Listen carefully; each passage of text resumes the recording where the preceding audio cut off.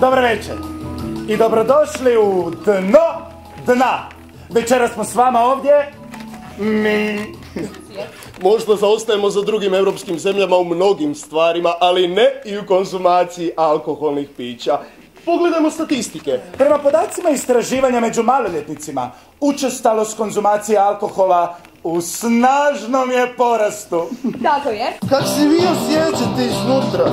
Začepi! Začepi. Začepi. Mislim, kaj to uopće znači začepi? Može začepit vodu.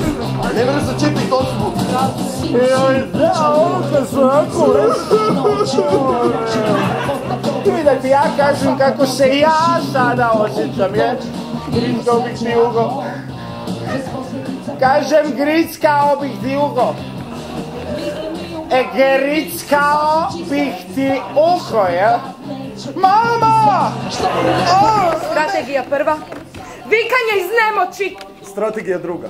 Građenje povjerenja. Strategija treća. Pokušaj zastrašivanja. Dobro se zabavljaš, tko se pjesničkim zavijem se zaboravim. Jesi dobro? Hoćeš šriga? Ajde! Mozak si isključiš, jutro poslije onda savješću se mučiš.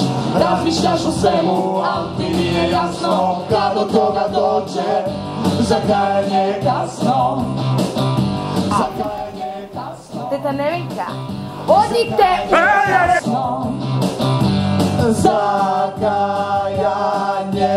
je kasno.